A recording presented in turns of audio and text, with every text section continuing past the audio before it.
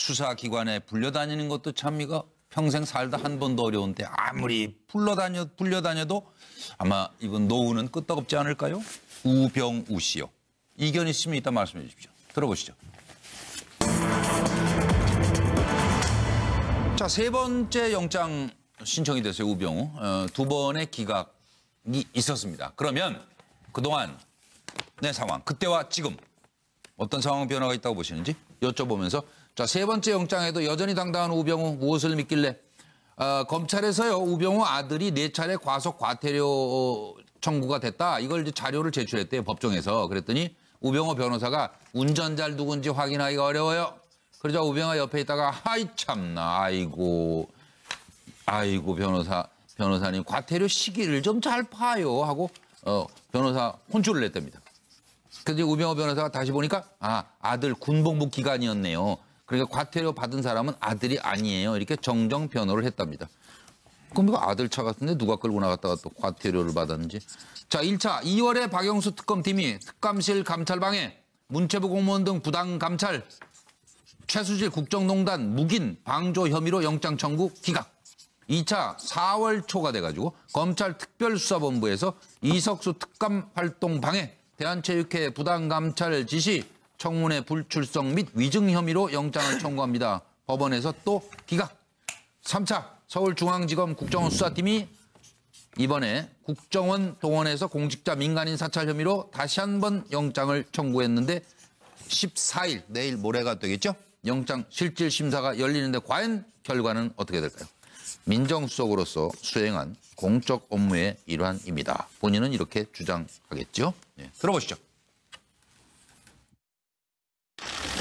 구속 피하셨는데 심경 한 말씀 해주시죠. 수석으로 계시는 동안 국정농단이 일어났는데 정말 모르셨습니까? 책임감 안 느끼시나요? 뭐 그동안 많이 정부에서 얘기하고 다 했잖아요. 영장실질에서 대통령 지시였다고 해명하셨다는데 어떤 게 대통령 지시입니까? 할게요. 영장 기각되면서 김민희가 한 말씀 해주시죠. 영장이 자꾸 기각되는 건 본인이 청렴해서입니까? 검찰의 의지가 없어서입니까? 그거 많이 했습니다. 특검 시작되면 1년은 더 수사받으실 수도 있는데 지나치다고 생각 안 하십니까? 다음에 얘기합시다. 고생하셨습니다.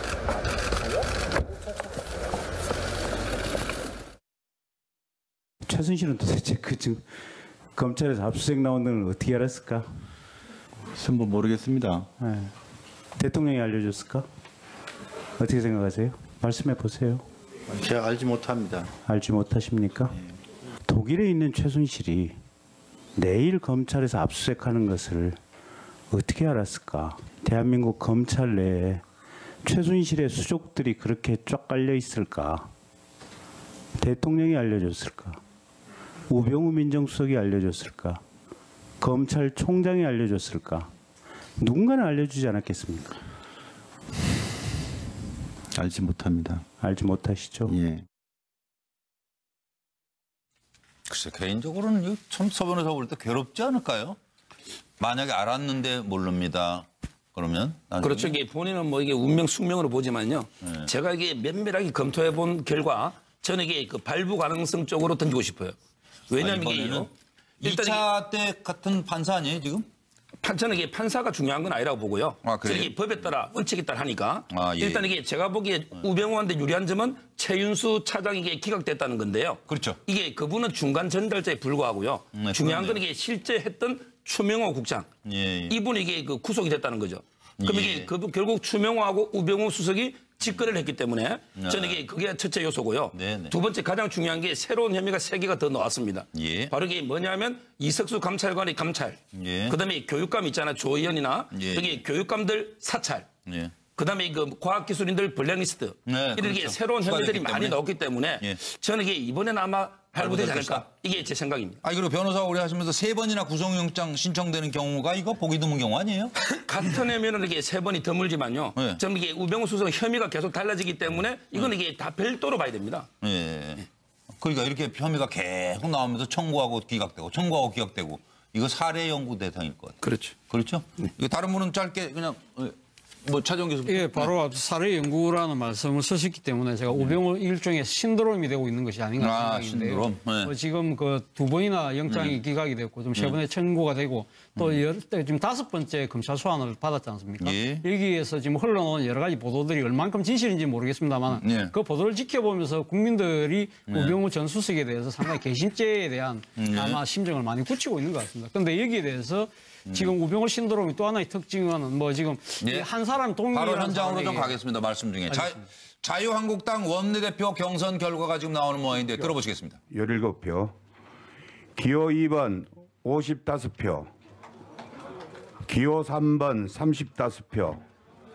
이것으로 기호 2번 김성태, 함진규 후보가 원내대표 정책위 의장으로 당선되었음을 선포합니다.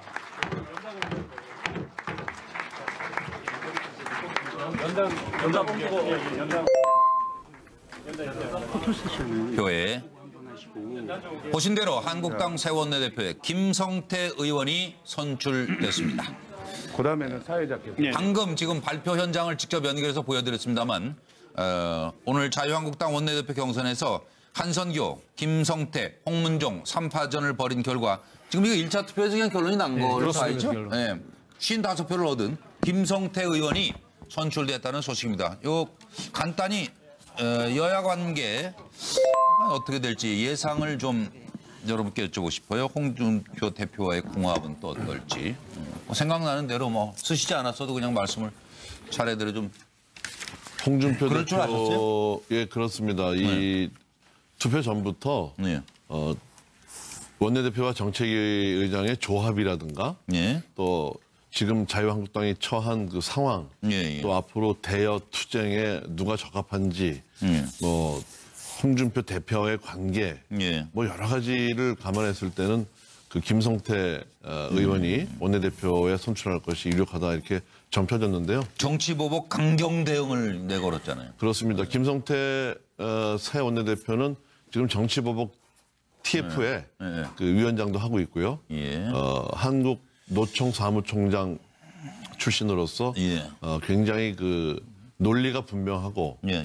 이제 대여 투쟁력이 상당히 있을 것으로 의원들 사이에서 알려져 있죠. 예. 그런데 이제 한편으로는 그 바른당을 갔다 이제 돌아왔다는 그 전력 때문에 예. 안에서 이제 말씀들이 많았습니다만 그런데도 불구하고 예, 초재선 의원들을 중심으로 해서 네, 그리고 친홍계 의원들을 예. 중심으로 해서 네.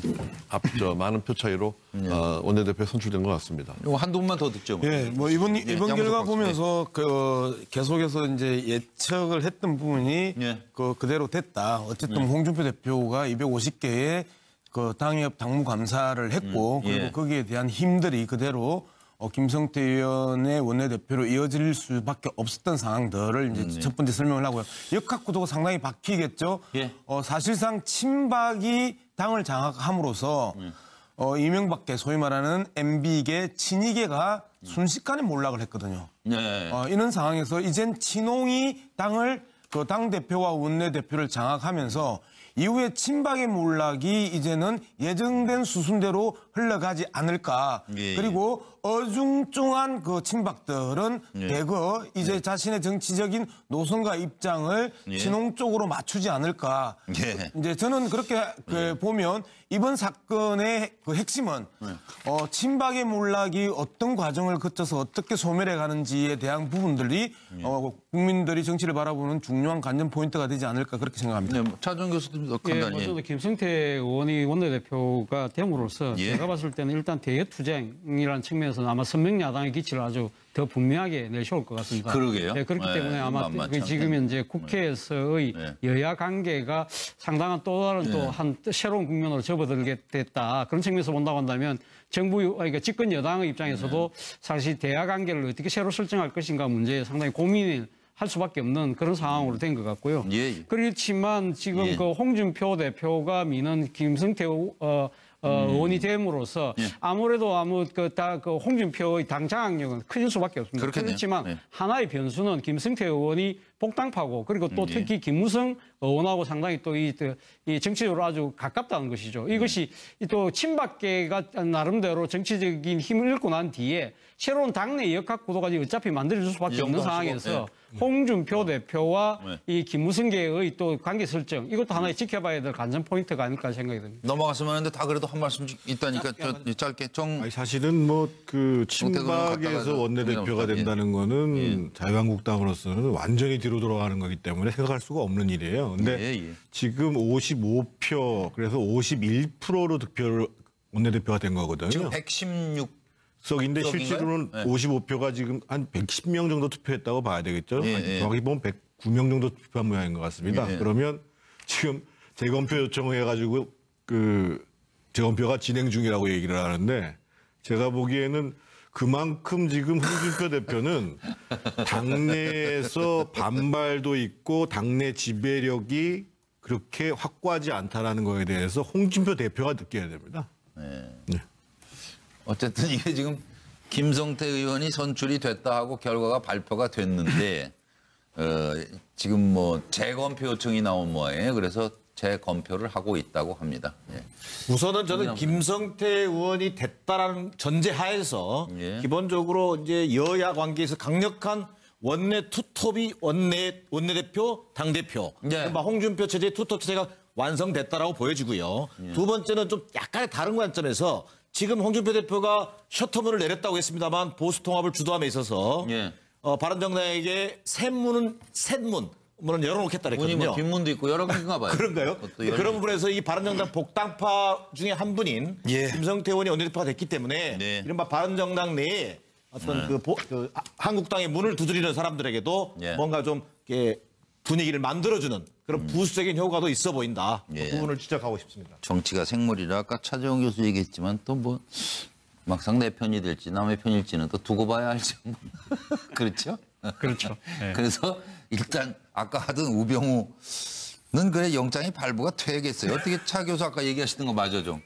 그래서 제가 봤을 때는 지금 뭐 이 영장이 3번 청구가 되고 그러면서 국민들이 상당히 우병우 전 수석에 대한 나름대로 그 감정이 별로 좋지 않지 않습니까? 그럼에도 불구하고 지금 우병우 수석을 둘러싸고 있는 여러 가지 지금 이 상황 자체가 또 국민들로 하여금 또 착각에 빠뜨린다는 것이죠. 지금 앞서 뭐 여러분들이 말씀하셨지만 지금 지난번 자신을 한번 기각했던 판사가 다시 또 영장심사를 실질심사를 맡는다는 부분. 그리고 또 영장실질심사가 또 사흘 뒤에 열린다는 겁니다. 지금 뭐 그 우병우 수석의 변호인이 준비가 덜 됐다. 그리고 법원에서도 지금 나름대로 봐야 될 부분이 많다. 이런 부분들이 뭐 객관적으로는 다 받아들일 수 있는 상황이지만 이걸 지켜보는 구계자, 국민들 입장에서는 왜 또 우병우한테만 저런 식의 이 이야기가 벌어지지? 이런 식의 나름대로 우병우 전 수석에 대한 아마 국민 감정은 더 나빠지는 상황이 아닌가. 남 속 뒤집는 거는 엄청 많이 갖고 있어요. 그런 상황에서 이것이 만약에 또다시 기각이 될 경우에는 상당한 그 후폭풍이 만만치 않을 거예요. 그러니까요. 하여튼 정인남 소장 시간이 이제 빨리 짧게 말씀드리겠습니다. 일단 법꾸라지 우병우 수석은 사실 국정농단 수사의 마지막 퍼즐이거든요, 지금. 구성 여부가. 그래서 검찰도 사실은 명운을 걸고 있다고 해도 과언이 아니지 않습니까? 그렇죠. 그거 잘못. 그러나 이번에 좀 달라진 점은 혐의가 추가되었다는 겁니다. 과학기술계 인사 또 진보 교육감들의 불법 사찰을 지시한 부분이 들어갔고요. 그러나 또 관건은 영장 전담 판사가 2차 때 기각했던 동일 인물이라는 겁니다. 자, 이런 것들이 지금 이제 관심을 자아내고 있는데 저는 기본적으로 우병우 전 수석이 3차 소환 때인가요? 세 번째 소환될 때 그런 얘기 있지 않습니까? 숙명이라면 받아들이겠다. 저는 법꾸라지의 숙명이 14일 날 결정 날 것으로 보여집니다. 양 박사 하나 쓰죠. 만약에 이번에 기각이 되면 천하제일 법꾸라지에서 이제는 고검제일의 법꾸라지로 이제 승진을 하는 거죠.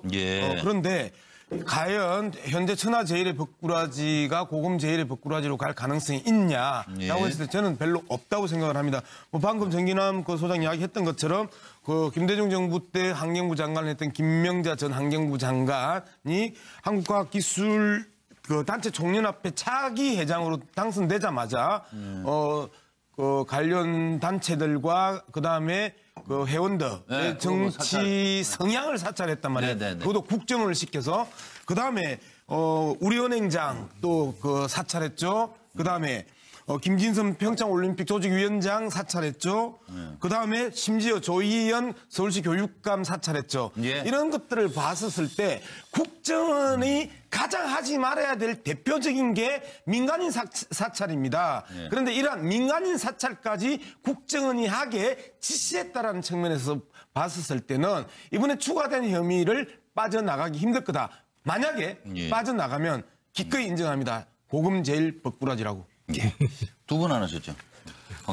네, 저는 뭐 우병우 전 수석을 뭐 변호하고 싶은 마음은 없습니다만 예.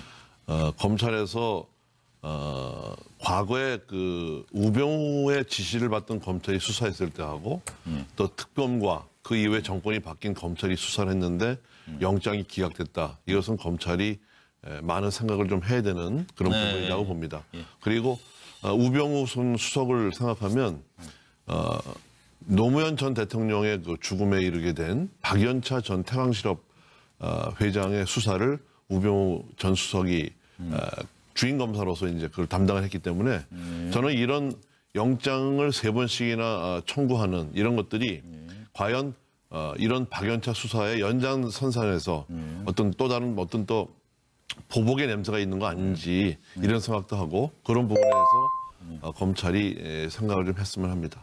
예. 그리고 이제 정태근 의원님 말씀 안 하셨네요. 김성태 당선 확정됐답니다. 예, 재검표에서. 앞서 서정욱 변호사가 아주 명쾌하게 분석한 것에 대해서 전적으로 동의를 하고요. 예. 뭐라고 했어요? 잊어버렸는데 한참 시간이 구속될 가능성이 높다. 아 이번에 구속될 가능성이 높다고 한 데 높다라고 대해서 얘기해서 쫙 분석을 했는데요. 최연소는 중간이라 빠지고. 첨부를 하면 이명박 정부 때 공직윤리지원관실이 민간인 사찰을 해가지고 그 당시에 이용호 청와대 비서관이 징역 2년 6개월, 박영준 비서관이 징역 2년, 나머지 다 집행유예를 형을 다 받게 됐거든요. 그래서 민간인 사찰과 관련돼서는 뭐 유죄 판결이 불가피한데 제가 이 대목에서 꼭 짚고 싶은 것은 왜 검찰은 이렇게 구속 수사에 집착해야 하는지 이 문제에 대해서는 여전히 의문이 남습니다. 예, 알겠습니다. 자, 이제 다음으로 넘어가겠습니다. 7시 5분을 향해 가고 있고요. 이 3번 청구가 되고 그러면서 국민들이 상당히 우병우 전 수석에 대한 나름대로 이 감정이 별로 좋지 않지 않습니까? 그럼에도 불구하고 지금 우병우 수석을 둘러싸고 있는 여러 가지 지금 이 상황 자체가 또 국민들로 하여금 또 착각에 빠뜨린다는 것이죠. 지금 앞서 뭐 여러분들이 말씀하셨지만 지금 지난번 자신을 한번 기각했던 판사가 다시 또 영장심사를 실질심사를 맡는다는 부분. 그리고 또 영장실질심사가 또 사흘 뒤에 열린다는 겁니다. 지금 뭐 그 우병우 수석의 변호인이 준비가 덜 됐다. 그리고 법원에서도 지금 나름대로 봐야 될 부분이 많다. 이런 부분들이 뭐 객관적으로는 다 받아들일 수 있는 상황이지만 이걸 지켜보는 국외자, 국민들 입장에서는 왜 또 우병우한테만 저런 식의 이 이야기가 벌어지지? 이런 식의 나름대로 우병우 전 수석에 대한 아마 국민 감정은 더 나빠지는 상황이 아닌가. 남 속 뒤집는 거는 엄청 많이 갖고 있어요. 그런 상황에서 이것이 만약에 또다시 기각이 될 경우에는 좋죠. 뭐 상당한 그 후폭풍이 만만치 않을 거예요. 그러니까요. 하여튼.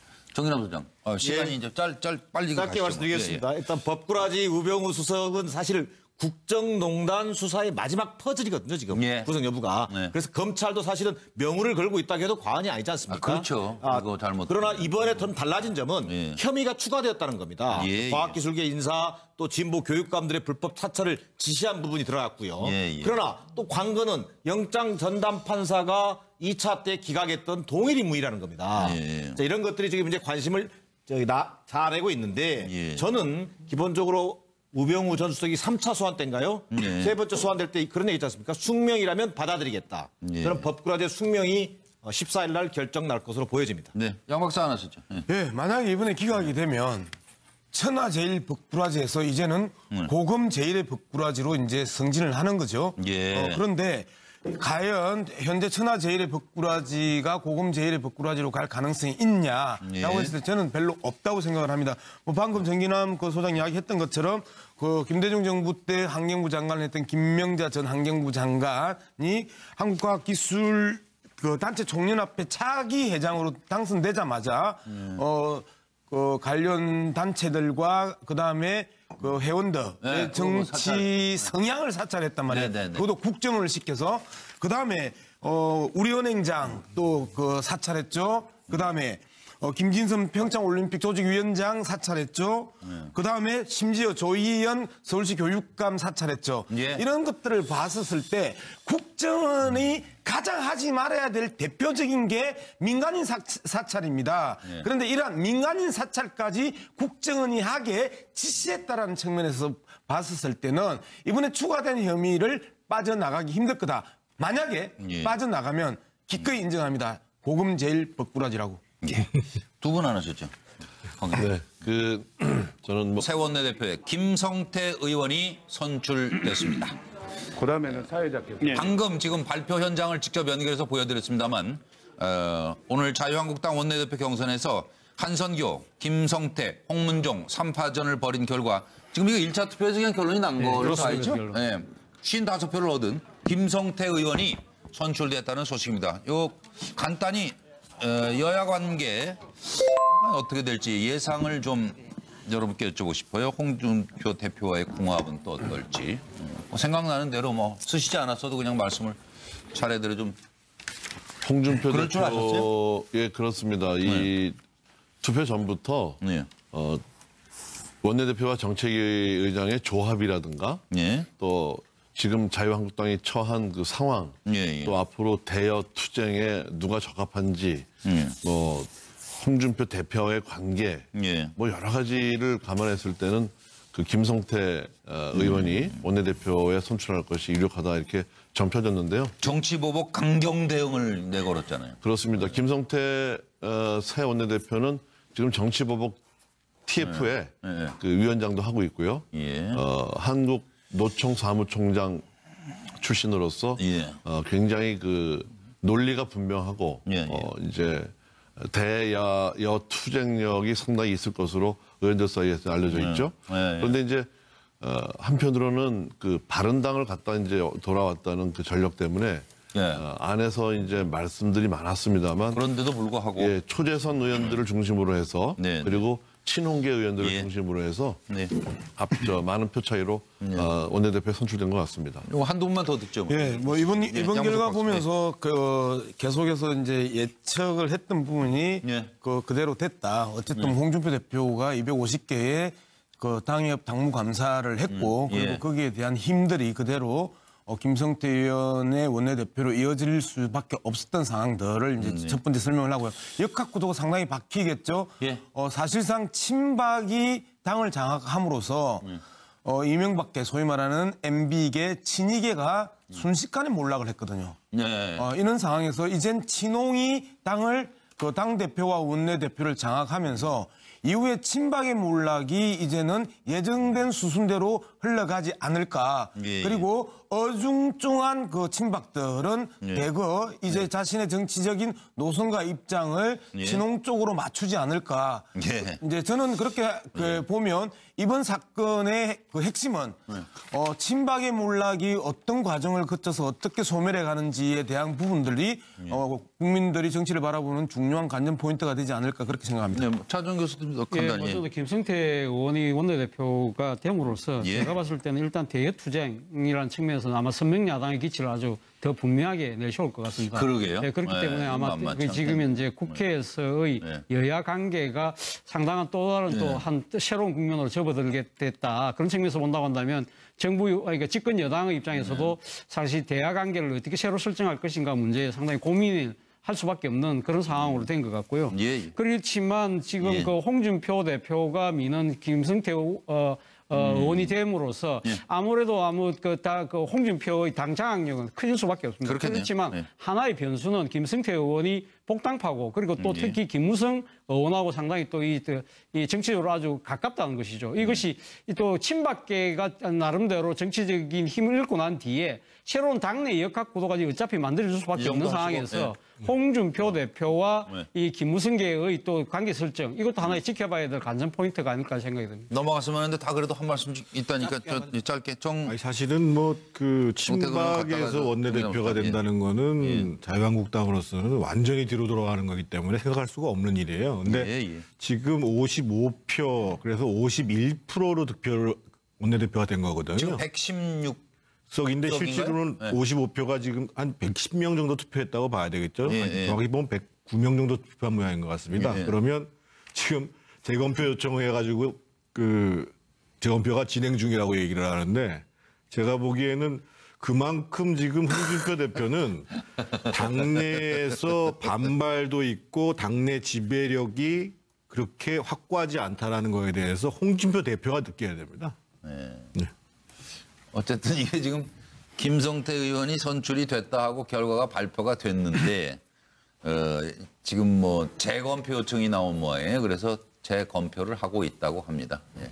우선은 저는 김성태 의원이 됐다라는 전제하에서 기본적으로 이제 여야 관계에서 강력한 원내 투톱이 원내대표, 당대표, 홍준표 체제의 투톱 체제가 완성됐다라고 보여지고요. 두 번째는 좀 약간의 다른 관점에서 지금 홍준표 대표가 셔터문을 내렸다고 했습니다만 보수 통합을 주도함에 있어서 바른정당에게 셋문은 열어놓겠다 그랬거든요. 문이 뭐 뒷문도 있고 여러 개인가 봐요. 그런가요? 그런 부분에서 이 바른정당 복당파 중에 한 분인 김성태 의원이 원내대표가 됐기 때문에 이른바 바른정당 내에 어떤 한국당의 문을 두드리는 사람들에게도 뭔가 좀 이렇게 분위기를 만들어주는 그런 부수적인 효과도 있어 보인다. 그 부분을 지적하고 싶습니다. 정치가 생물이라 아까 차재원 교수 얘기했지만 또 뭐 막상 내 편이 될지 남의 편일지는 또 두고 봐야 알죠. 그렇죠? 그렇죠. 네. 그래서 일단 아까 하던 우병우는 그래 영장이 발부가 돼야겠어요. 어떻게 차 교수 아까 얘기하시던 거 맞아 좀. 예. 그래서 제가 봤을 때는 지금 뭐 이 영장 수사기관에 불려다니는 것도 참 이거 평생 살다 한 번도 어려운데 아무리 불려다녀도 아마 이번 노후는 끄떡없지 않을까요? 우병우 씨요. 이견 있으면 이따 말씀해 주십시오. 들어보시죠. 자, 세 번째 영장 신청이 됐어요. 우병우. 두 번의 기각이 있었습니다. 그러면 그동안 내 상황, 그때와 지금 어떤 상황 변화가 있다고 보시는지 여쭤보면서 자, 세 번째 영장에도 여전히 당당한 우병우 무엇을 믿길래 검찰에서요 우병우 아들이 4차례 과속 과태료 청구가 됐다. 이걸 이제 자료를 제출했대요. 법정에서. 그랬더니 우병우 변호사가 운전자를 누군지 확인하기가 어려워요. 그러자 우병우가 옆에 있다가 아이 참나 아이고 변호사님 과태료 시기를 좀 잘 봐요 하고 변호사 혼쭐을 냈답니다. 그런데 우병우 변호사가 다시 보니까 아들 군복무 기간이었네요. 그러니까 과태료 받은 사람은 아들이 아니에요. 이렇게 정정 변호를 했답니다. 그럼 이거 아들 차 같은데 누가 끌고 나갔다가 또 과태료를 받았는지. 자, 1차 2월에 박영수 특검팀이 특감실 감찰방해 문체부 공무원 등 부당 감찰 최수질 국정농단 묵인 방조 혐의로 영장 청구 기각. 2차 4월 초가 돼가지고 검찰 특별수사본부에서 이석수 특감 활동 방해 대한체육회 부당 감찰 지시 청문회 불출석 및 위증 혐의로 영장을 청구합니다. 법원에서 또 기각. 3차 서울중앙지검 국정원 수사팀이 이번에 국정원 동원해서 공직자 민간인 사찰 혐의로 다시 한번 영장을 청구했는데 14일 내일 모레가 되겠죠? 영장 실질 심사가 열리는데 과연 결과는 어떻게 될까요? 민정수석으로서 수행한 공적 업무의 일환입니다. 본인은 이렇게 주장하겠죠? 들어보시죠. 구속 피하셨는데 심경 한 말씀 해주시죠. 수석으로 계시는 동안 국정농단이 일어났는데 정말 모르셨습니까? 책임감 안 느끼시나요? 뭐 그동안 많이 정부한테 얘기하고 다 했잖아요. 영장실질에서 대통령 지시였다고 해명하셨다는데 어떤 게 대통령 지시입니까? 할게요. 영장 기각되니까 국민에게 한 말씀 해주시죠. 영장이 자꾸 기각되는 건 본인이 청렴해서입니까? 검찰의 의지가 없어서입니까? 그거 많이 했습니다. 특검 시작되면 1년은 더 수사받으실 수도 있는데 지나치다고 생각 안 하십니까? 다음에 얘기합시다. 고생하셨습니다.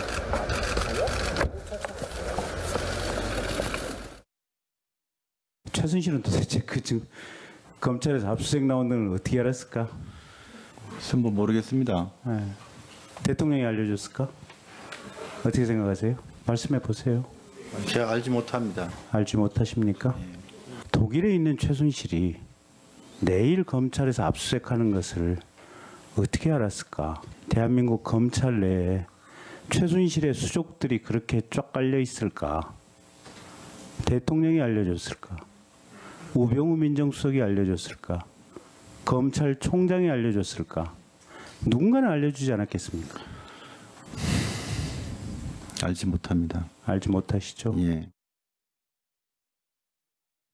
글쎄 개인적으로는 참 서 변호사 볼 때 괴롭지 않을까요? 만약에 알았는데 모릅니다. 그러면 나중에? 그렇죠. 이게 본인은 뭐 이게 운명 숙명으로 보지만요.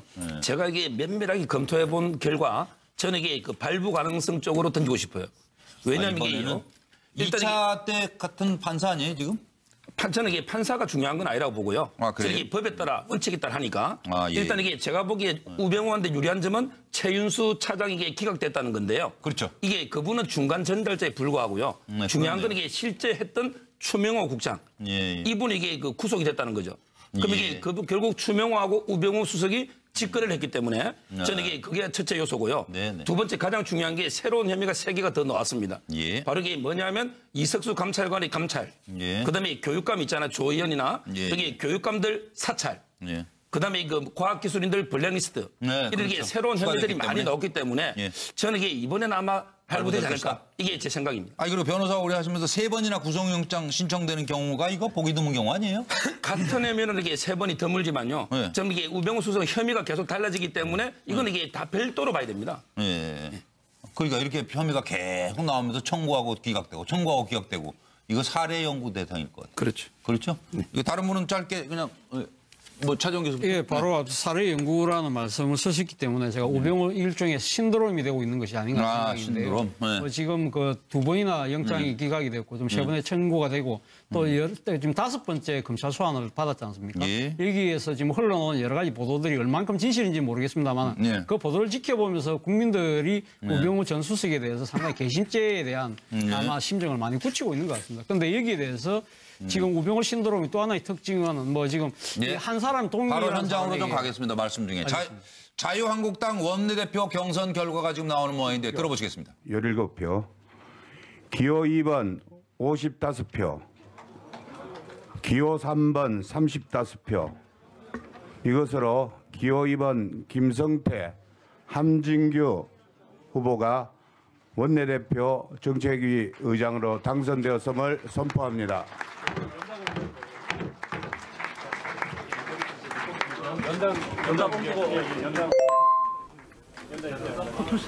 교회 보신 대로 한국당